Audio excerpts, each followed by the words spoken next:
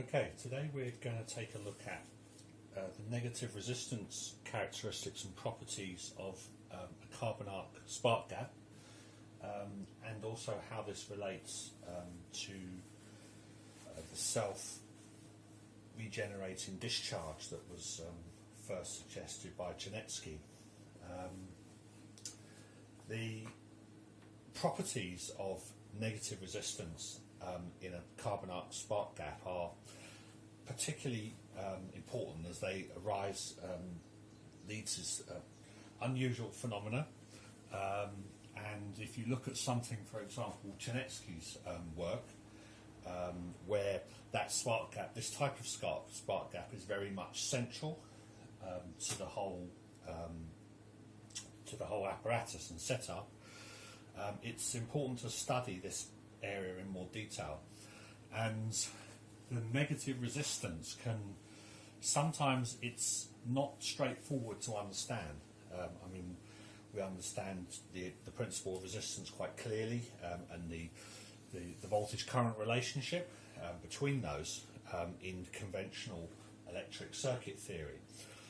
But the principle of negative resistance, sure, we could just see that as a negative quantity of a positive resistance, or a positive potential with a negative flowing current, which is not what you would expect in a normal circuit theory. And there are properties which one can harness from that, and particularly the effect that it has on the impedance of a circuit. And in this respect, we're going to look at a number of different experiments, and also have a look at the characteristics of carbon arc spark gap when we actually look at measuring those IV characteristics. So a number of different types of experiment. Now, Janetsky's work was very much related to the principle of overunity. That is, it was able to extract ultimately more energy out than was actually put in. And Janetsky and people to follow on from him have proposed that the additional energy comes directly out of the ether, or out of extracted from an energy level which is not part of the normal energy that we would supply from the power supply. Now, obviously, in investigating that, that's a pretty important claim to be making, and it appears that when you combine the negative resistance region and you bias a circuit into that region to actually work in that region, you combine that with a switched or pulse or impulse from the generator, then you can start to observe some interesting phenomena. And we're going to have a look at some of those interesting phenomena today. Now, this circuit is not exactly the same as Janetsky's. It's running at lower frequency and lower voltage. That does in some ways make some things easier to measure, but also leads to slightly different results. And we'll take a look at those certainly in this part, with the view of looking at other properties that arise and experimenting with those in subsequent parts.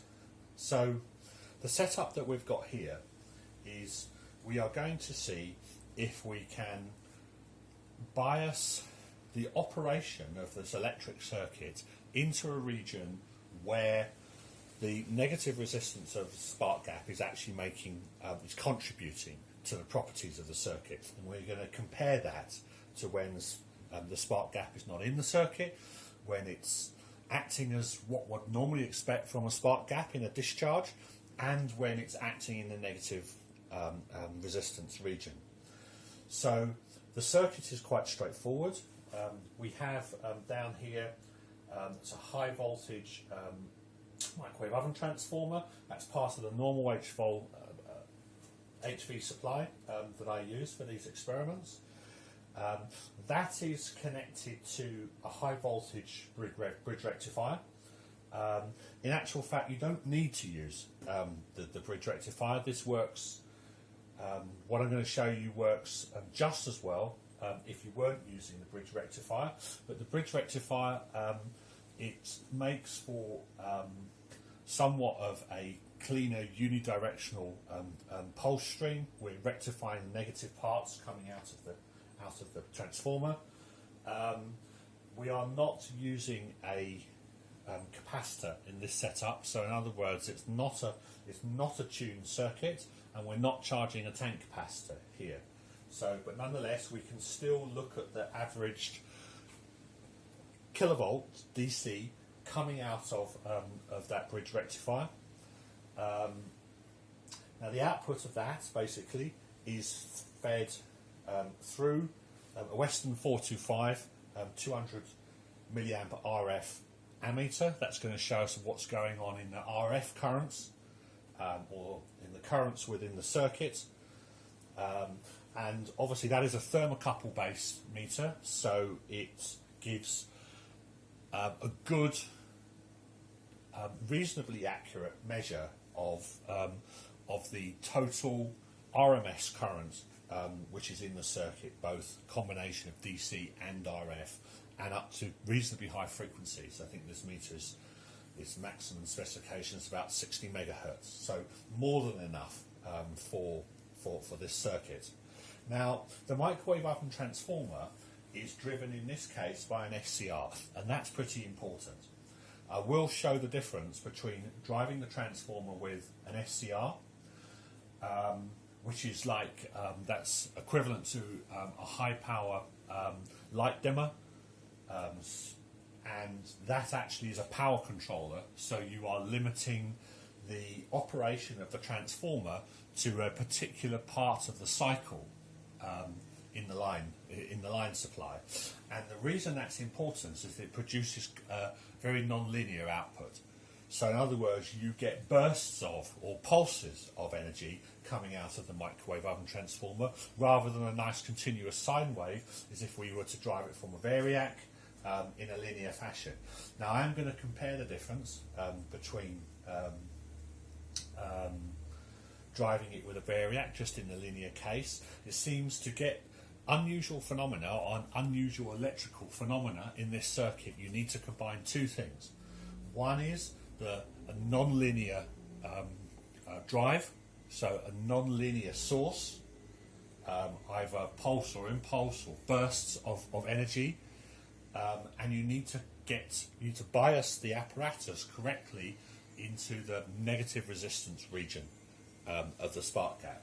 And when you get those two things, then you can see some unusual properties in the circuit. Otherwise, outside of that, the circuit behaves exactly as you would expect it to in the linear and electric circuit theory case. So after we come out of the RF ammeter, we go to the spark gap region itself. Now what we've got is these are carbon electrodes mounted on brass collars, and it's adjustable, so I can turn the spark gap and adjust the gap there very finely. I've got one flat electrode at the end, and one electrode that goes down to a 2mm taper. That allows us to accurately get the spark on the end of the spark gap. There is a cooling fan for long period operation switched here, so low voltage 15 volt fan, and we have a vacuum switch, high voltage switch, 3 kilovolts 10 amp vacuum switch, which basically just shorts out, it shunts the spark gap. So by turning that on and off, so we can switch the spark gap in and out of the circuit, or so this becomes a short circuit or a very low impedance. Remember, we're working at low frequencies. We are working at the line frequency here. We're not doing the experiment, for example, with a flyback transformer in this part. where the frequency would be considerably higher, somewhere in the region of 50 to 100 kilohertz. So we're literally just working with the line frequency. Obviously it's switched, pulsed, so there is a whole set of frequencies inside that, and we'll be having a look at what that looks like on the oscilloscope. And when we come out of the spark gap, we're simply going through this as the normal incandescent load that we use for these kinds of experiments. We have two bulbs here in series. They're 25 watt pygmy bulbs, and that line simply goes back to the other output of the bridge rectifier. We're also monitoring back here, we have a high voltage differential probe. We're monitoring the output of the bridge rectifier, and we have another one at the far end here which is monitoring the input to the high voltage transformer. So we get an idea of what the waveform looks like that we're actually applying on the circuit. Now I also did I'll present this on the page, but I used an HP 4195A vector network analyzer in impedance mode to actually look at the low frequency impedance of this circuit to see whether there was any resonances or anything of that kind of thing going on. And I did a measurement between a detailed measurement between 20 and 200 hertz, and it is just a resistive line. So this whole circuit, the bulbs combined and everything, presents a little bit also from the meter, presents about a 390 ohm resistive load into the bridge rectifier, and the phase is almost zero, almost exactly zero across it. So it is a resistive load. There are no resonances. There's no additional capacitors added in this. I mean, there are various capacitors that we can add across the bridge rectifier, both as tanks and as resonant capacitors, but these become more important when the frequency goes up, and will be looked at in another part. The input to the high voltage transformer, we have the normal power meter. This is a true RMS power meter, measures a range of characteristics, volts, amps, and the watts out, and we'll also be having a look at the power factor. But this actually shows the voltage and current going into the transformer. So this is the last stage before the transformer, and that will give us an idea of how much power is coming into the circuit versus what we're drawing on the load. And that's pretty important. In a scenario which might show very high efficiency or might even have an over unity situation, important measurement is critical, and particularly when we're looking power coming in the circuit and power becoming consumed in the circuit. It's very, very easy when measuring just voltage and currents for one to lose track of how much power is actually being drawn, and that's usually because of the phase angle between the voltage and the current, but also because of the complex nature of the waveform, and particularly at higher frequencies. The output of a line of a flyback transformer at say 30 kilovolts, 25 to 30 kilovolts at say 50 to 100 kilohertz, when you apply that output and you apply it to a load and you're charging a capacitor with it, it is non-trivial to work out how much power you are actually dissipating based on that. And that becomes critically important for over unity scenarios, and it becomes critically important when you are actually making conjectures and backing up that with experimental data as to where that energy is coming from. Is it coming from the power supply? Is it being drawn from another source? Is it somehow coming through that negative resistance region?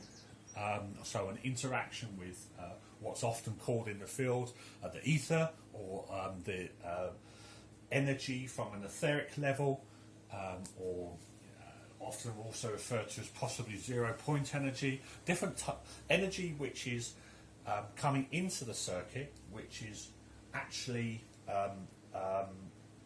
additional rather than that's what's just being supplied by the power supply. Now, in my own field of research, I work very much with the difference between transference and displacement, and I look for looking for the inner workings to reveal more about the inner workings and nature of electricity. And on that basis, I see displacement as an underlying mechanism, an underlying principle, which does lead to liberation of energy or generation of energy within the circuit. That's my own way of thinking about it and proceeding with it. But we need to be able to measure, to make claims and conjectures about over unity. We be able to measure those things very carefully and to understand the characteristics of our circuit to the best of our ability. And that's why we're going to be taking some very careful measurements today. We're going to be looking at the characteristics of the spark gap, and we're going to combine all that data together and try to get an idea about what's going on with the unusual phenomena that we're going to see in this circuit.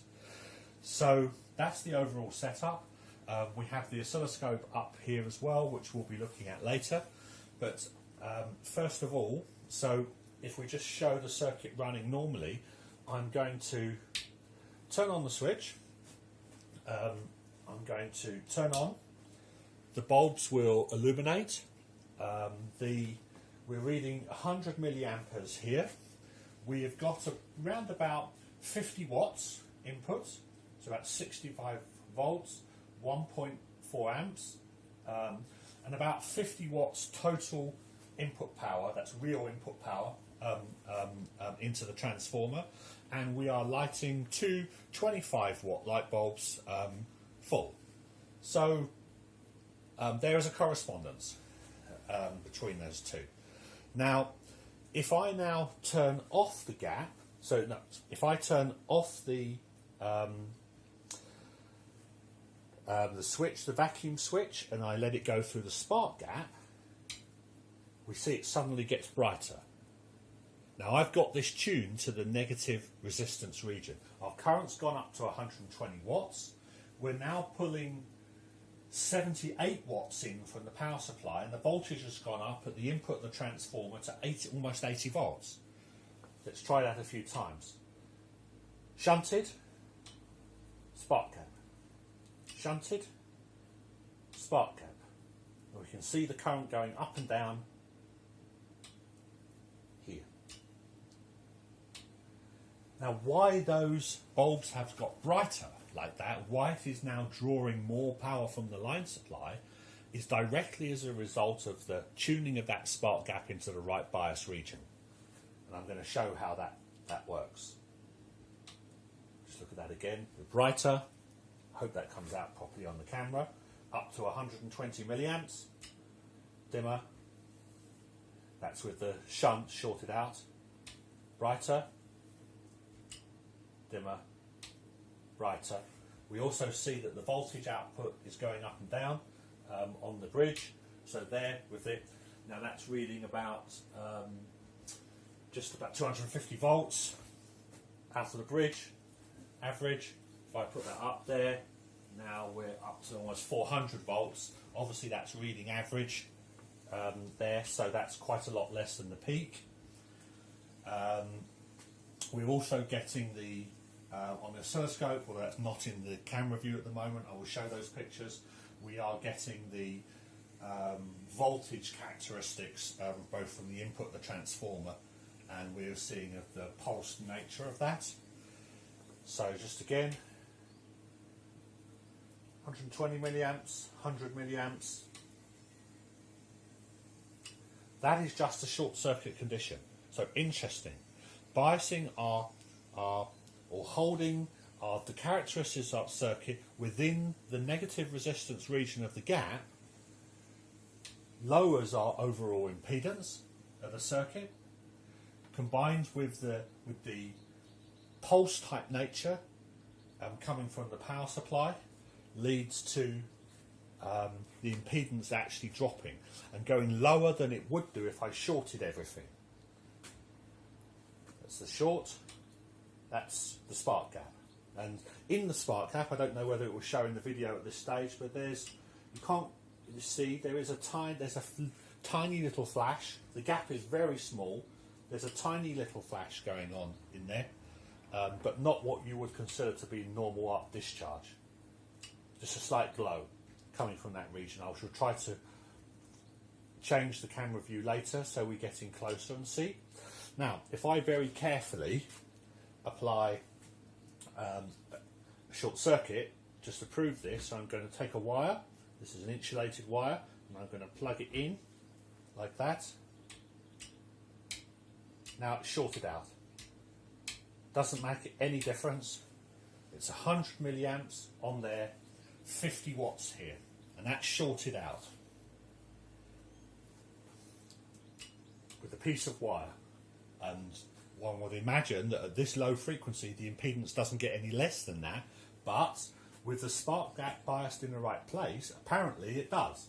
If I now take that out again, okay, so there is no short bias. Now that's it, we've gone up to 120. So this is a very interesting phenomena showing that that negative resistance is contributing something to the circuit which is lowering the impedance of the load, and is basically, that's pulling more power from the line supply. So as the impedance gets less there, up to a certain point, we would expect more power to be pulled through the microwave oven. Now the tuning has changed. The spark gap's just gone out of tune. And this is then a good opportunity now to show that's back to the short. I'm going to close the spark gap so it's just a short circuit across the spark gap. There's no change. No change. And actually the current just dropped from the line supply slightly. That's why the spark gap went out of tune. So I bring it up to 100 milliamps. That makes no difference because they're connected. So now let's pull the spark gap back. There it's tuned. There it's tuned up to 120 again. Switch in, out. Can't hear anything from the spark gap. Now let's keep winding out. Okay, we've gone out of that negative resistance part. Now we're just in, we can see the spark in the spark gap. We're doing a normal discharge. Right down to 80 milliamps, only 30 watts drew from the supply. Shorted out, adjust that slightly, back to 100, and about 50 watts of power. That's what you get from the short circuit, or the short circuit across the spark gap, which is going through the load. Take that out again. Okay, spark gap's running again normally. We're down to about 75 milliamps and 28 watts of power being drawn. So, in other words, the impedance, even with breaking down, the impedance of the spark gap is higher than the short circuit, which is what we would expect. Although there is a low impedance, the spark gap obviously represents a low impedance. It's not as low as the short circuit, as the wire short circuit. Short it out, back to where we would normally be. So now winding it back, we're going to tune that back into that negative resistance place. Reducing right to there.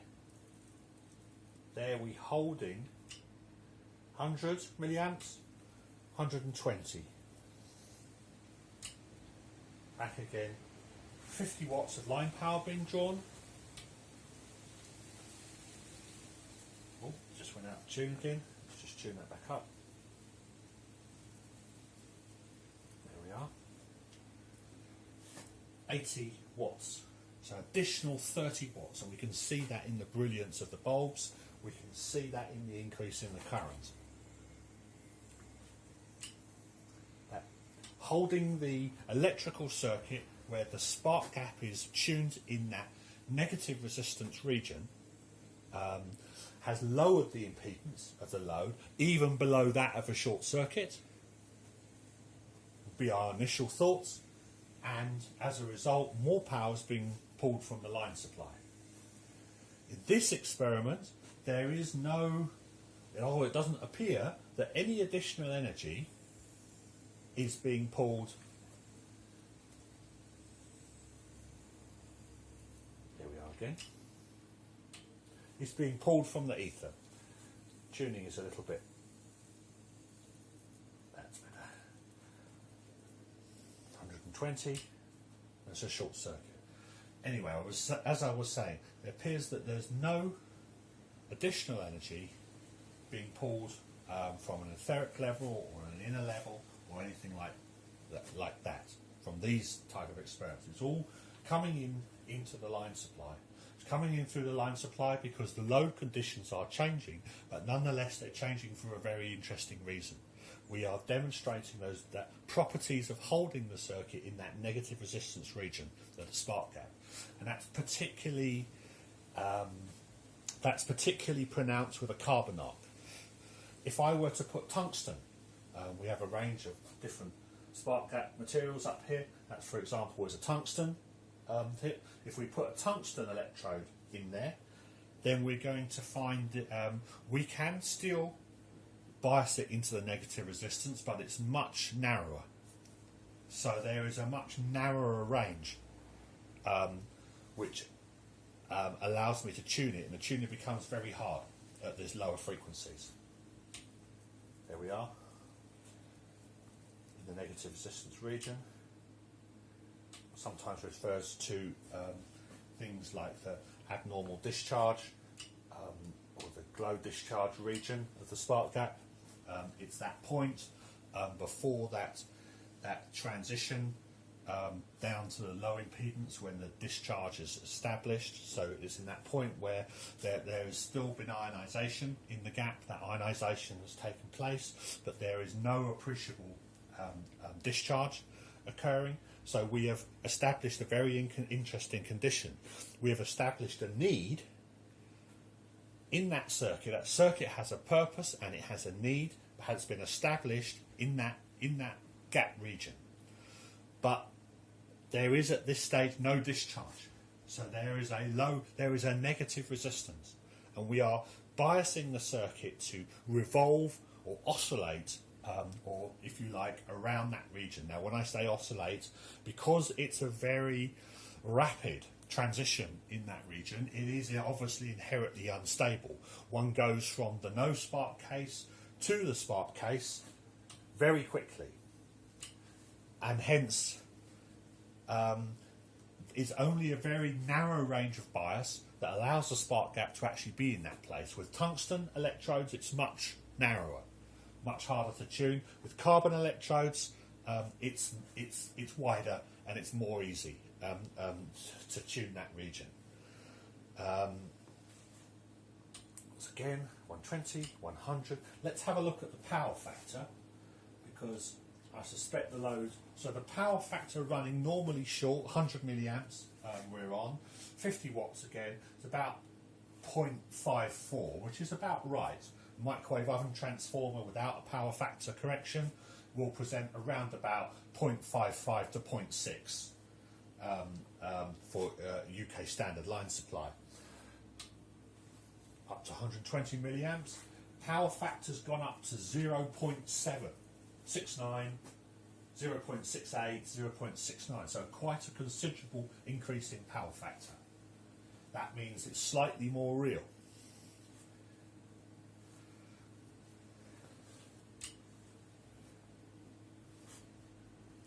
.53, 0.67, 0.68 power factor.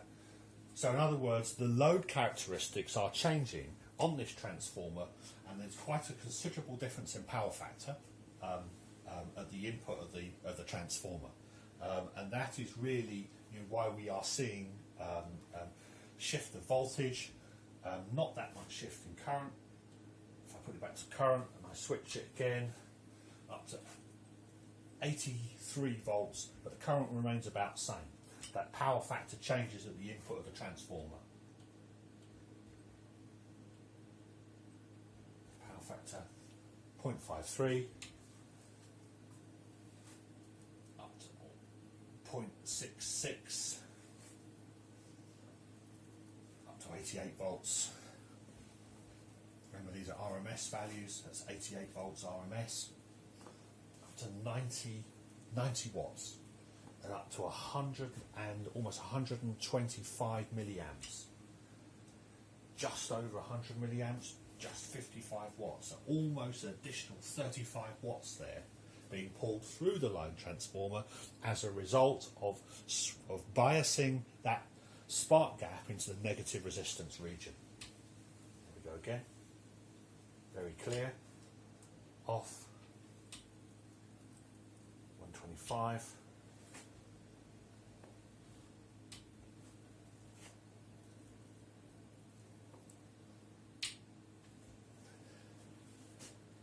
Good. Okay, so that shows an unusual phenomena in this circuit, and it only comes about when there is a non-linear or switched input or output coming from the transformer, and when you bias into that negative resistance region. So it is heading back to the kind of characteristics that we've been looking back in previous posts with the transference of electric power and Tesla's radiant energy in matter, where we have been looking at the possibilities for displacement as an underlying driving principle. That, for example, that occurs in switched systems, in impulse systems, where you suddenly open up a need, and that underlying principle of displacement has to re-establish balance in the electric circuit. And in that scenario, then we conjectured in the last post that also leads to an emanation or emission from that underlying principle, which comes out in the form of radiant energy or radiant matter. So clearly experimented and displayed by Tesla originally. So the negative resistance region of a spark gap is clearly, when you combine that with a non-linear impulse or pulse train or non-linear transitions within the circuit, lead to possible interesting underlying phenomena which may also help us in this exploration, or help me in this exploration, in this research, towards understanding that displacement principle. So just running it again, there we are, 125, a nice tune, 90 watts of power being drawn in, 56 watts of power, just over 100 milliamps.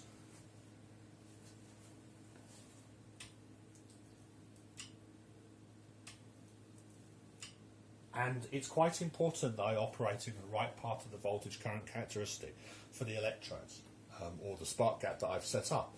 If I were to, so I say now I've got it shorted, let's say I reduce to 80 milliamps, and now I switch it. See, now the current is less. So this is shorted, the spark gap shorted.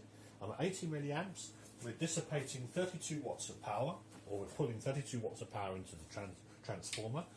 When I open the spark gap up, now it's clearly not in that negative resistance region. It is actually conducting.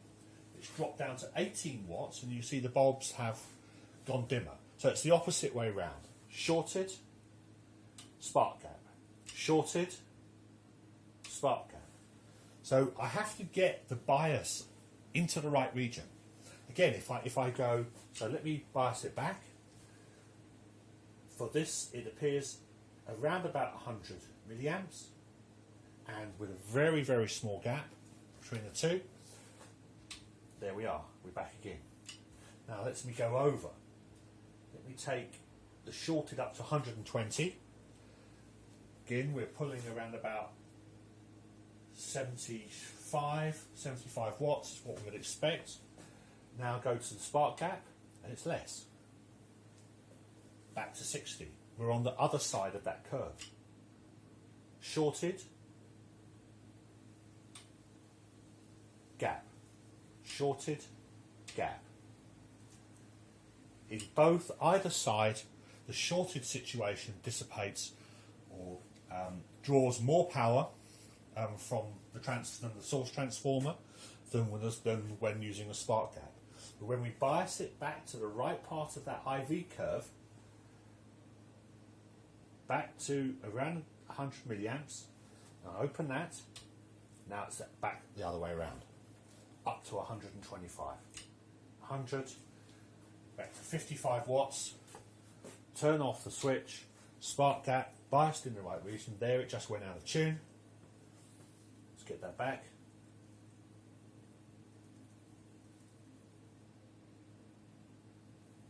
There we are. 100, 125, back up to 80 watts here, put the shunt back in, 52 watts. It's only in that narrow band, now we have got the spark gap tuned correctly. Remember, this is all low voltage, so there is no resonance from the rest of the circuit taking place. There's no capacitors or resonating with the transformer, or I've not added any deliberate lumped element capacitances here to create a resonance with any other part of the circuit.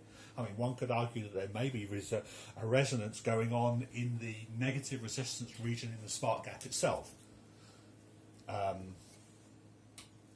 but not deliberately arranged in the rest of the circuit. So this, from the point of view of this, other than the spark gap, for the rest of the circuit properties, this is not a resonant circuit situation, and you'll see that from the impedance Z11 characteristics that I put on the page.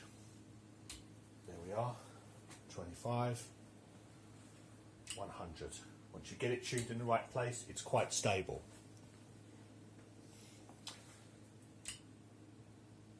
Okay, so what I'm going to do is we're going to stop this experiment for the moment. Let's just turn that off. I'm going to change the input source. Amps. I'm going to change the input source now away from the switched SCR. Actually, I'm going to before I do that, I'm actually going to move the camera so that we can actually see the waveform that's actually occurring on the oscilloscope, and then we'll actually take a look at that, and then I'm going to change that over to a sine wave, and then we see what impact that has on that phenomena. Okay, I've just moved the camera position so we can see two things now. We can see the oscilloscope at the top, and we can still see the power meter at the bottom and the meter for the bridge rectifier. So I'm going to turn the experiment on. Everything else remains the same. We're up to 100 milliamps there, and we can see we've still got around about 50 watts, which is exactly what we expect. Now, if we look at the top here, the green is the input to the transformer. Let's just trigger that slightly better. There. Okay, so the green trace is the input to the microwave oven transformer, the high voltage transformer, and the yellow trace is the output from the bridge. We're running in shorted mode at 100 milliamps, and we can see that, well, this is a kilovolt per division, so those peaks from the coming out the microwave oven transformer are somewhere in the region of about 1.2, 1.3 kilovolts, and this is on 200 volts per division. So we can see that the swing, or the chopping, this actually represents part of the sine wave here. So if you follow the sine wave up, there's the sine wave, but of course the SCR is chopping it on and off, and that leads to quite a non-linear response. By the time we get out of the high voltage transformer on the secondary side through the bridge rectifier, we've got a nice stream of non-linear pulses. Now if I switch that over, so currently the shunt is shorted to spark gap, 100 milliamps, switch it over, bulbs have got brighter, we've gone up to 86, 87 watts, and if I just pause this, we can obviously see that we've got some agitation here from the spark gap. We can see that the amplitude from the transformer has gone up slightly, so we were at 1.2 before, now we've gone up to almost 1.8 kilovolts coming out of the transformer. Input is also running in a different sense there as well. Those impulses coming into the transformer as well. Okay, so let's run that again. That's better. We're actually out of, that's it, tune, put it back in tune. Okay. Switch. That's 125 milliamps, 100 milliamps, 125. You see how it changes the characteristics. The load is changing the characteristics around the line transformer.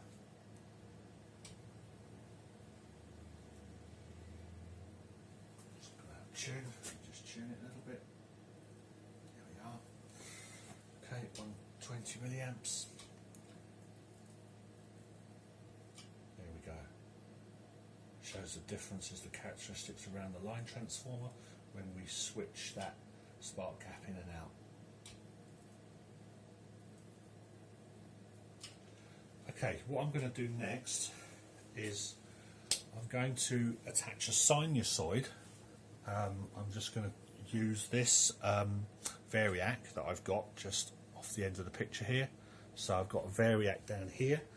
I'm going to connect that rather than the SCR to the input. I'm going to leave the camera where it is, and then we just see what the waveforms look different, and we see then what effect that has on the circuit. Okay, so now we have the Variac running the input to the high voltage transformer. Again, we've set it to about 50 watts.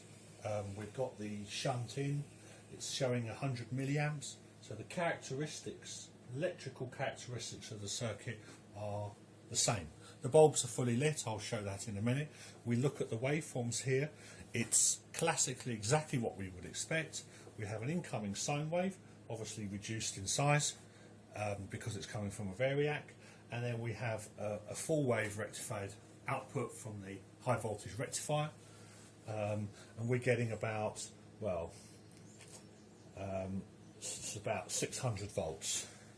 That corresponds on the meter. On this side, yeah, about 600 volts. About 600 volts here. That's all as we would expect, and the circuit is the bulbs are just lit normally. I'll just show that. There we are. They're fully lit. It's 100 milliamps. It's 100 milliamps. I'm just going to go back to this. Now we're going to switch over. Okay, spark gap didn't even fire. Move it in. Try and adjust it a little bit. There's not much voltage here. Okay, that's fully closed. That's with the spark gap fully closed. So obviously it's exactly the same. Let me switch over. It's showing 100 milliamps. If I bring that out slightly, okay, the spark gap now is operating. We can see obviously the spark gap activity on those waveforms. Switch it out, switch it in. The current has dropped, so 100 milliamps goes down to about 95 milliamps. We are not able to tune it in the same way as we were before to harness that negative resistance. However we do it, switching backwards and forwards between the shunt and without, it's always less current, reflecting the higher impedance than the short circuit in the spark gap itself. So if we could try and raise that a little bit. So if we bring up the Variac, bring that up to say 70 watts. Try and switch it back over. And we find that, again, it's the same. Whenever I switch the shunt out, the voltage is always the same, or always less, and I can't tune it to produce that same effect in the negative resistance region. I'm just going to reposition the camera on that so we can see what that looks like from the point of view of the experimental region. Okay, I've tuned that back in now, repositioned the camera back close to the experiment, much closer than before. We can see again now I've got the sine wave set, still running with a sine wave, set 100 milliamperes here and 46 watts coming in at the input of the line transformer, and we are currently running through the spark gap. So if I switch this over, okay, I've got the spark gap closed, so there is no effect. If I open up the spark gap, it very quickly falls off. There's about 80, so the spark gap is, we can see just a slight flashes going on in the spark gap there. Switch that over, it's only less. 100 milliamps shunted, 90 milliamps through the spark gap. And try as I might, I can't tune that to be any more. The maximum I can get out of it is the short circuit condition, which is the same. And that's the product of using a sine wave or an input, a linear input to the transformer. Comes out looking like this, in that we cannot access the unusual properties of the negative resistance region when we are just powering it with a sine wave at low frequency, and obviously nothing else is resonant in the circuit. So I'm going to switch it back now to the SCR, and then we'll take another more detailed look at that unusual phenomenon. Okay, so I've switched back to the SCR now. I'm just going to turn on the power to the SCR. Bring up the bias, let's shunt it again, bring up the bias to 100 milliamps, we check all our characteristics, 100 milliamps there, 50 watts showing on the power meter, bulbs are fully lit. Now we're going to go back into a special region. Okay, so we need to unshort the electrodes, there we go, straight up.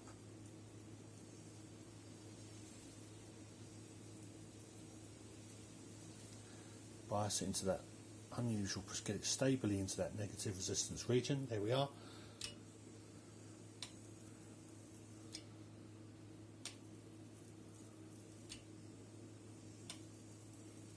We can see in the spark gap as it goes on and off. Tune it a little bit better. 100 milliamps. There we are, 120.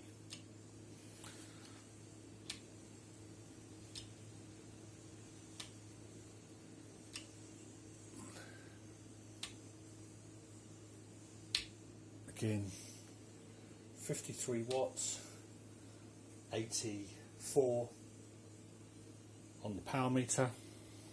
You can see the change in the brilliance of the bulbs.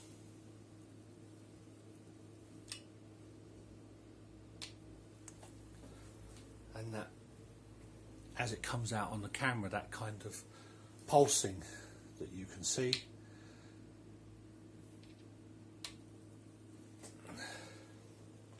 All due to the carbon arc spark gap being tuned into that negative resistance region.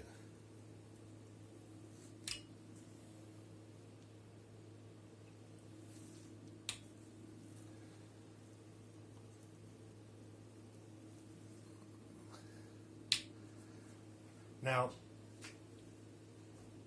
this is really the initial experiments around the negative resistance of a carbon spark gap, how this relates to Janetsky's work, which classic examples of that are higher frequency, 50 to 100 kilohertz, and often also have a resonant element in there, so they have a capacitor at the output of the bridge rectifier, or a capacitor in series in the circuit, so there is also a resonant element there. Now, what differences those have in relation to whether that makes a difference to the properties of that negative resistance region, which means that it brings about what I would call something like displacement, or rebalancing of the circuit, which may or may not lead to injection of additional energy, or whether that energy is being pulled through the line supply, as in the case of this experiment, is unclear at this stage. So this stage, first of all, was to demonstrate the unusual properties of the negative resistance of the spark gap, and look at how one can measure that in the circuit and determine where energy is coming from, and the two important characteristics required to generate this phenomena, which is to properly bias the carbon spark gap into the right position to yield that negative resistance, unusual negative resistance properties, and secondly, that we have a non-linear input waveform. So we need both of those in order to be able to see this effect. And in subsequent posts, then we're going to take this to higher frequency. So higher frequency, higher voltage, which was then much closer to Janetsky's work, and for other people that have replicated it and they've claimed to see over unity effect. And then we see the comparison. We see where the energy comes from, or at least we try to make an understanding of where the energy comes from, and see how it relates to the spark gap. But in both cases, in this case and in Janetsky's self-regenerating discharge experiments, the carbon spark gap is essential. So establishing the right characteristics of that spark gap using those materials seems to be very important. And in that respect, I think the work presented here in this post is the first step of being able to investigate that phenomenon more closely. So this is the overall experiment. I think it's been clear that to think about how do we get that, how does that negative resistance region of the spark gap, how does that yield a lower impedance than a short circuit? How does that electrically affect the load, and then the load obviously knocks on to the transformer and what the transformer is pulling out of the line supply. So there are some important questions regarding the load that negative resistance region of the spark gap presents to the high voltage transformer. And the IV characteristic of that spark gap, we're going to have a look next, and we're going to use a curve tracing equipment to have a look in more detail what the spark gap characteristic looks like. So just to complete this part, it's 100 milliamps, shunted across the spark gap, bulbs fully illuminated, 49 watts of power, tuned into the right position in its characteristics. Bulbs become brighter, current goes up to around about 120 milliamps, just over, power is up to 80 watts.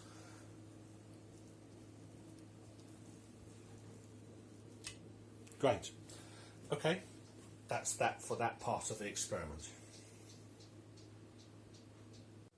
Okay, this is the spark gap attached to the spark gap we were just working with the shunt, attached to a Tektronix Type 576 curve tracer. So we're going to use this piece of equipment to investigate and look at the IV characteristics of the spark gap and see if we can identify what that negative resistance region looks like, find out more about how it looks and how that works. So a curve tracer like this is designed to show, this is one from Tektronix from the era from around the late 60s, early 70s. It's purely analog and it's very good for this type of experiment, both for vacuum tubes, semiconductors and for spark gaps. It has a maximum peak voltage of 1500 volts, which is very compatible with looking at these kinds of things, and a maximum power output of 220 watts, which is more than enough for us to experiment here. I mean, we were putting out around about 50 watts at 600-700 volts in our previous experiment. So that's well within the capabilities of this equipment. And what that will allow us to do is to experiment a little bit with how all of this looks, and hopefully find out some more information about how the IV characteristics look. Now, you can, by adjusting the output, we can adjust how much power will be put out between the terminals, and that's quite important because it allows us to restrict the discharge in the spark gap to a certain amount, and that's good because it means that as we turn the power output down from the instrument, we can actually limit the discharge. So its maximum is 220, then to 50 watts, 10 watts, 2.2, and it does this by shunting series resistors in series with the output. So here at 2.2 watts, we're putting 300 kiloohms resistance in, and if we're going to limit it into the negative resistance area, that's also going to show us some interesting voltage characteristics. Now, the thing about this this equipment also is that the bandwidth is relatively low, and the transition from conducting to non-conducting to conducting for the spark gap is a very rapid transition. So it is somewhat difficult for the beam to keep up during that transition. Like I said, the beam bandwidth on this piece of equipment is not particularly high. It's not designed like an oscilloscope to do those kinds of measurements, but nonetheless, it is going to allow us to see what happens in that region and to experiment a little bit with it. So, first of all, let's just turn on, let it warm up. I've got the vertical set at 20 milliamps a division. I've got the horizontal set at 200 volts. Here is the dot in the center. So this is voltage, positive voltage. That would be negative voltage, and this is positive current up here. So if we first just test a few things, make sure this is off, make sure this is wound down. If I just put a short circuit, we would expect no voltage and lots of current. So if I switch that on, wind it, it should just go up in a vertical line. Of course, we haven't got a very big, we haven't got much power switched on, so let's put up 50. There we go. Okay, so it's all current. There is no voltage, but lots of current. Short circuit case. Okay, just switch that off. Now let's go to the open circuit. So in actual fact, we could just leave that open, not touching anything. And now we try that again, and it's all voltage. all voltage, no current. Off again. Now we connect. So we're going to put our short in, and we should just see what we expect. Normally for a short, I'm going to turn the power down to start with, just to be careful. So there we are. It's all short. Okay, so now we can actually try the spark gap itself. We turn off the shunt, turn over. First of all, if I open it right up, it's going to be all voltage, no breakdown. So it's 200 volts of division. So that's 2, 4, 6, 8, 1,000. That's 1,000 volts being applied there. Obviously we're being careful. 1,000 volts. Okay, let's bring the spark gap right in, open it up just a little. Okay, so we can see the spark gap is there triggering. It's not actually sparking at the moment, but it's jumping over this way. Voltage up and across like that. Let's go up a little bit in power first of all and get it running as a proper spark gap. Okay, so there we are. There we're running as a spark gap. So voltage comes up, up, up, breaks down, goes through this negative resistance region here, and now establishes the arc. So here, very low voltage, but lots of current. If we take that up to full power, so 220 watts, we'll see that develop quite quickly. There we go. Okay, so there we are running it. Here, the arc is very well established. That's actually in plasma. A plasma arc there up at this bit, and we can see basically it's very low impedance. It's almost like that vertical line that we had. Again, winding it up there. It's 20 milliamps of division, so that's almost 200 milliamps going through there. And again, you can see probably on the camera, you can see the arc. That's a plasma arc. It's white in nature, very quiet, hardly any sound. Sometimes you can barely even see it. Wind it down a bit. There it extinguishes. There it extinguishes. Wind it down there. Hardly even see it. That's a normal arc breakdown. Now, let's have a look. Let's limit the power back and let's have a look more at that negative resistance region. Still getting too much sparking there. Let's limit it even more, down to 10 watts.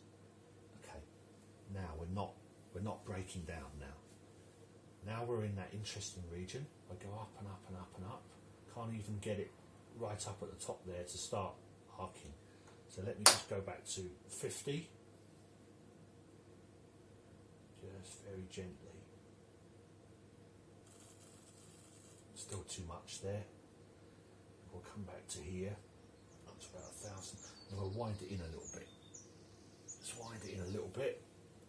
No, that's shorted. There we are. Okay.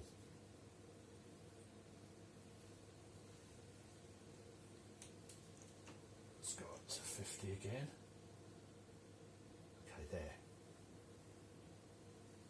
Keep going, keep going. There's the arc started. Arc started there, but that region there represents the negative resistance region. So it's coming up here, it's hitting somewhere around about 800 volts, jumping off down here. Now this blotch here with not much detail, that represents the bandwidth limitations. We can try and make it scan a bit faster. Probably won't help that much, no. So that represents the limitation of the input, but what it actually happens is it kind of whips around and then starts heading upwards. So if I limit that even more, now the interesting thing is, when I start limiting the power, it's putting series resistance in. And that series resistance on that negative resistance is starting to push the voltage strongly in this direction. So the currents in the negative resistance now are actually starting to push the voltage negative. Let me go down to even lower power, 2.2, and you see it starts swinging right over this side. There we are. We can't even get into the this kind, but we are in the negative region now. We're in the negative region. In other words, that would be a positive resistance there, and this direction represents a negative resistance. So positive voltage, positive current moving up like that will be a positive resistance. Positive, so negative going voltage, positive current, we have this negative resistance region, and we're not allowing it to get out of this negative resistance. That's the nice thing of being able to limit the power with a resistor here. We can see how rapidly the change is. Look how here it's jumping around. I hope that's coming out well on the camera. Yes, I'm just checking it's coming out on the camera. So it's going up, up, up, up, breaks down, suddenly swings into that negative resistance. That currents in the negative resistance region are generating voltages across that series resistance. That series resistance is quite high now, it's 300 kilo ohms, and as a result we're seeing quite a large negative swing. I mean, if I go even further, if I take it down now to 0.5 of a watt, that resistance has gone up. Look how big that loop is. I mean, right off the side of the screen here. We've now got 1.4 megohms in series with this spark gap. We're still entering the negative region. This swing artifact here to the centre is based on the bandwidth, but that initial swing out and return is based on the negative resistance region. Let's go back again. 2.2. It was very clear. Nothing we can see in the spark gap, but in that negative resistance region, there it's operating. That is where these unusual properties are taking place.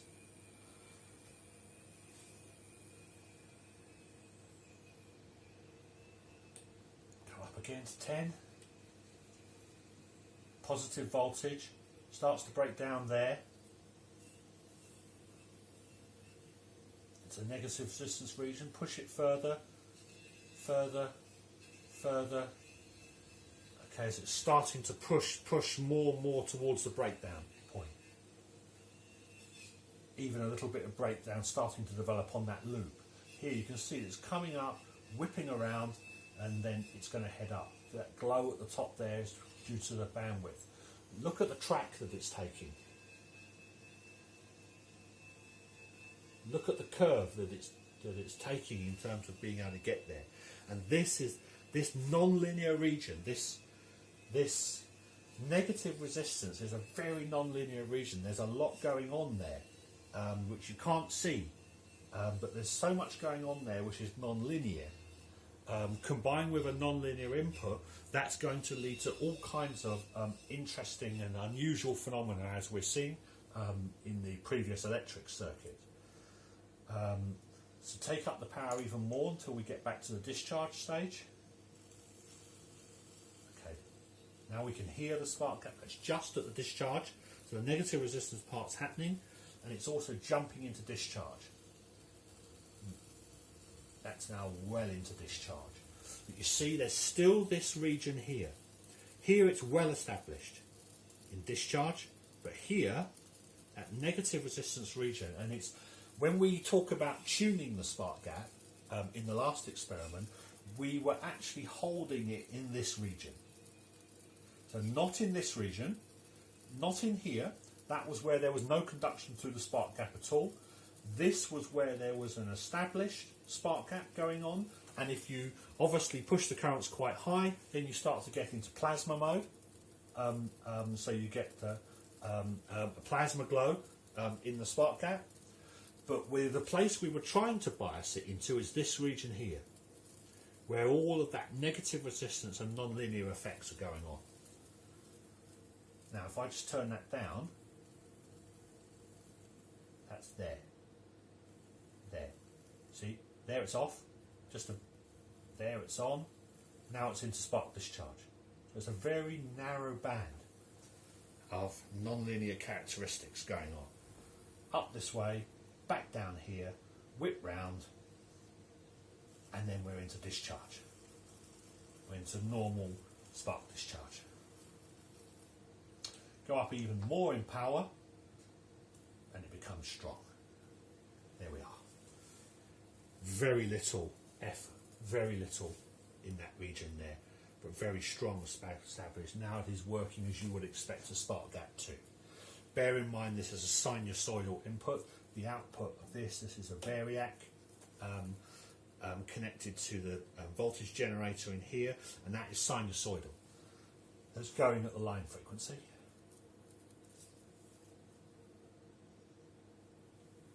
Here we are. The characteristic of spark gap. High voltage, breakdown, negative resistance, establishes the arc of a very low resistance, but interesting, still with a slope slightly like that. So in other words, you are experiencing a negative resistance effect all the way down here. Here it's very big, the gradient here is large, and here the gradient is very slightly leaning over. So all the way it's negative resistance, but the most when it starts to break down. We just have a look at that region again. We go back down to 10. There we are, before the arc starts. That's very nice. You see the slope of negatives and whips round as it becomes non-linear in that region, and then if we were to apply any more, we could apply any more power, we'd get an arc discharge. That's at maximum now.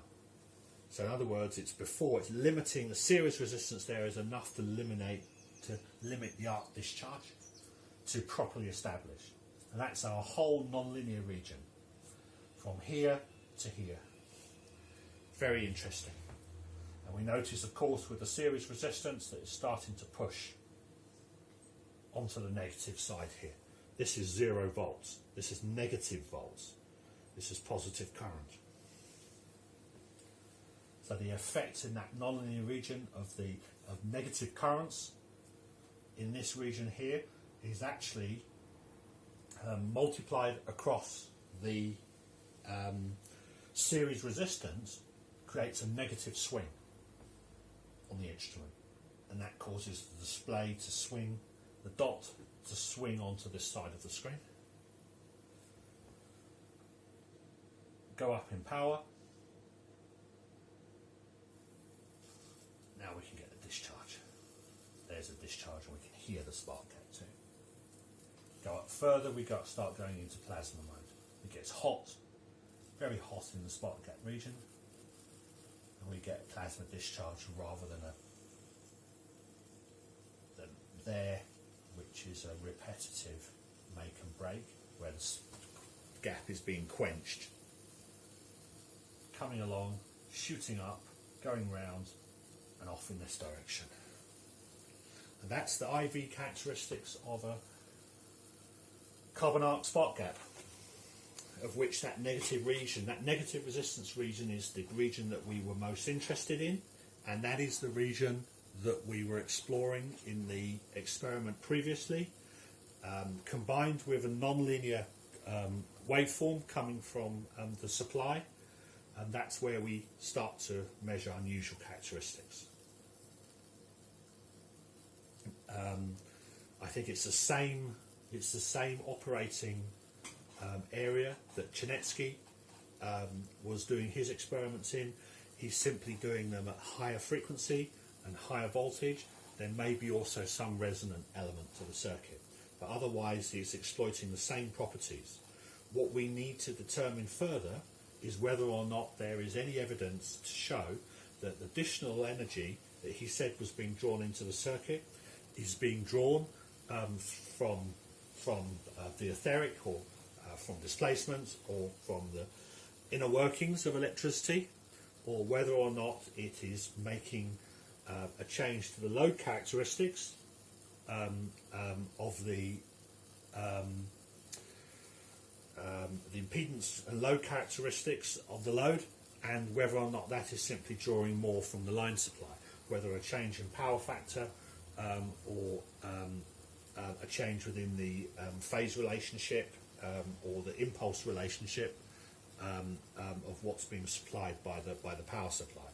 That is yet to be determined. So in my mind there is still a lot of room to experiment to determine whether this characteristic can lead to over-unity, and that can be clearly demonstrated by accurate power measurements, both at the input and the output of the circuit. But this first stage, which was to investigate the negative resistance characteristics of the carbon arc spark gap, gives us a very good insight into what might be happening in that non-linear region of the negative resistance, in this region here, in this complex region, before arc discharge is established. Good? Okay.